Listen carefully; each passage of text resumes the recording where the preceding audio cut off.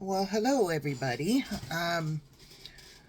I want to talk to you guys about cognitive dissonance today. And this is something that is, if you've taken like an intro to psych class, you should know it. We all go through it, all of us. Um, and I'm going to go over how it can really mess things up in healing with narcissistic abuse, especially lifelong. So let's start with what it is.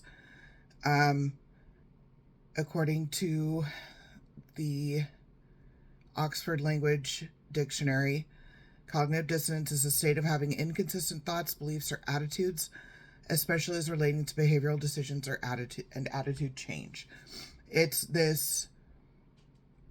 It creates this amount of tension inside of you where your belief system is challenged. Okay. So, for example, um, I had told you guys that back several years ago now, one of the siblings and I and Bo, who is the faux father's girlfriend, um, pseudonym, of course, um, had gone Black Friday shopping. And we were at the mall and just chatting and shopping and having a good time. It was a fun time. Well, somehow we got on the subject of the past. And Bo told the sibling and I that, did we know how old the maternal figure was and the faux father was when they got together? And we didn't. We knew that she was younger than him, but we didn't know this. So I've told this story before, but just um, to explain it a little bit more for the purpose of this video. Um, Back when the faux father was 20 or 21, Bo lived with him, and they were a couple. Okay, I didn't find out until very recently that Bo was 13 or 14 years old when they lived together. I didn't know that. I also didn't know what she told us that day. So that day she said that the maternal figure was 13 or 14 years old when the faux father got with her and he was 20 or 21. So again, it's a pattern, right? I remember this cold, freezing. Yeah, I think I froze. I think I couldn't reconcile the fact that he would do something like that with who I thought he was. Okay? That's cognitive dissonance. I could not wrap my head around that he could be a pedophile and the stepfather.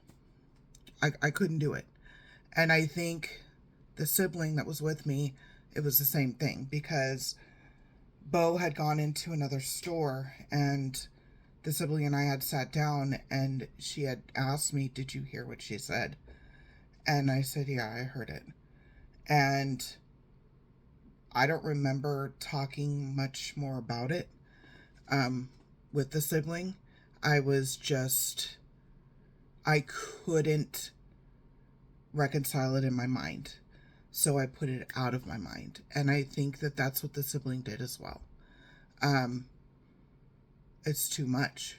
So another example that of cognitive dissonance, probably the one that sticks out to me the most is my son. He is atheist, agnostic. You got to ask him, okay? So he doesn't believe in an afterlife. I do. I'm not religious at all, but I am spiritual. I've had things happen that I can't ignore anymore. Some spiritual things, some bizarre things happen. I can't, I cannot ignore that. And with those things, it shows me that there's something else after this. And that something else interacts with us in ways, especially when we're in a bad place here, mentally and emotionally, psychologically. So, you all know that my best friend, I call her my best friend because she was my best friend. I wasn't hers. Her sister is her best friend, so she would call me her better friend. But to me, she was my best friend, Angela. She died when we were 15. And I cannot fathom not ever seeing her again. Being able to see her again keeps me going. It does. So this is several years ago when my son still lived with me. And we were talking about this concept. And we were talking about religion and spirituality and afterlife.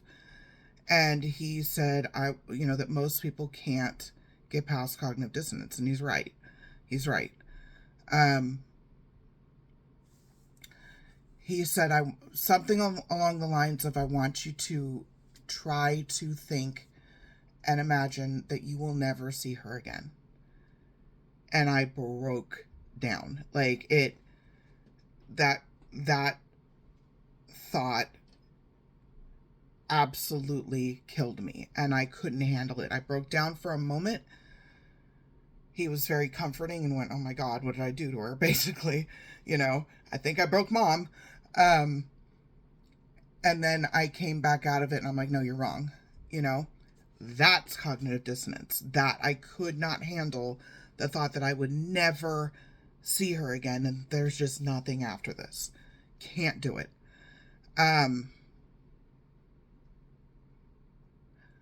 Let's talk about this concept with narcissism.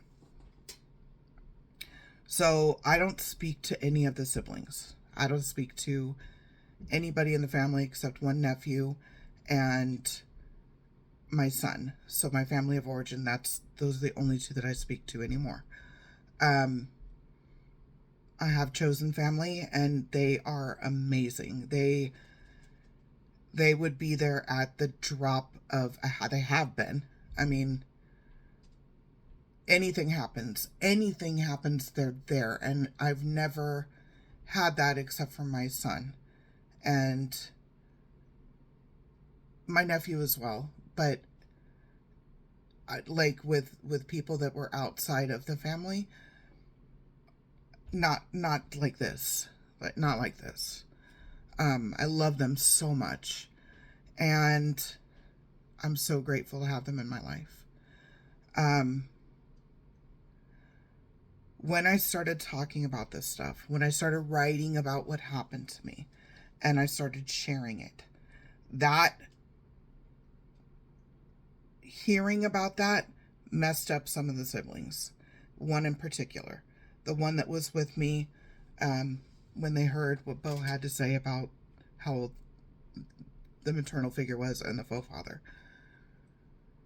She said something along, I'm paraphrasing, but something along the lines of, no matter what, I am going to support the faux father, not me. No matter what. And hearing that killed me, because I'm sitting here and I'm telling the damn truth. Like, that's the biggest thing of doing all of this is I don't care what the whole concept, the whole idea of the truth shall set you free. It comes from somewhere, right? It's a cliche, but it comes from somewhere, and it's true. It's damn true. And the fact that I was never able to speak about the things that happened to me has put me in a position now where I want to live as authentically as humanly possible. It is so important to me to tell the truth, even if it makes me look bad, because I've done stupid shit, I've done things that I am not proud of, right? The book, there's me pining over Adia, who I thought was the love of my life, that's in there, and I know it makes me look bad, but it was part of my process, right? So there's a lot of things that this has affected me in ways that, like, I can't play politics at work. I can't do it. I'm not working as a special ed teacher anymore because, in my experience, I gotta be careful here, but in my experience, being a teacher and just teaching the kids is a beautiful thing, and I'm good at it. I'm damn good at it. I get along with the kids really, really well and make a lot of jokes, and we have fun, and they feel safe with me, and that's so important to me. But there's this other part that's the last job that I had absolutely soured me to education in our country, because you have to play games. You have to play games to keep your job with the admin side of stuff. And going through this, I just refuse to do it. I refuse to do it. Dr. Ramani Durvasula has said that you can't eliminate all of the narcissists in your life, which is true, because you're going to run into more and more. Like, you can't, but damn if I'm not trying. And if I see it, I just cut them off. Like, I can't do it. I can't, like, the smarter thing would be to play the narcissist, right? That would be the smarter thing. To not let them know that you know, and outsmart and outmaneuver them.